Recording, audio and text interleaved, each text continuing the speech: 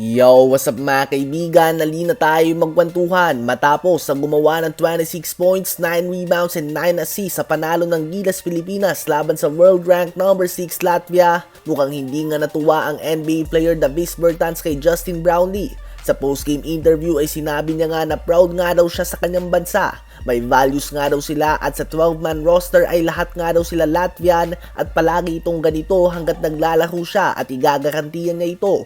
Born and raised umano sa Latvia at hindi binigyan lamang ng passport.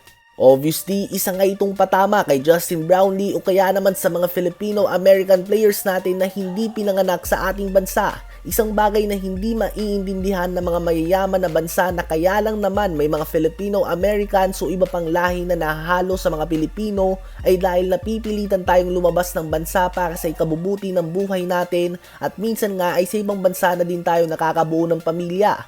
Noon pa man ay pinahayag na nga ni Bertans ang kanyang pride sa full Latvian roster nila at ayaw niyang gumamit sila ng naturalized player tulad ng ibang European teams. At ngayon naman ay tinarget niya nga ang ating bansa. Well, naglalaro naman tayo within the rules ng FIBA o kaya naman ng Olympics. Kung may problema nga siya dito ay hindi na natin ito kasalanan. Ang ating national team na Gilas Pilipinas ay muling sasabak mamayang 8:30 PM laban sa Georgia. Sabay-sabay nga nating suportahan ng ating national team. Sa palagay nyo ba ay muli natin makukuha ang panalo?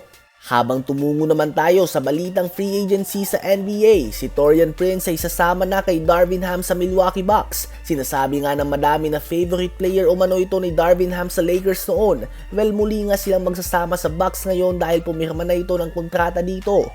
Habang matapos naman na umalis ni Kyle Anderson sa Minnesota Timberwolves upang lumipat sa Golden State Warriors, kinuha nga ng Timberwolves si Joe Ingles at PJ Dozier bilang pamalit. Reunion nga ito ng former Jazz players Joe Ingles at Mike Conley.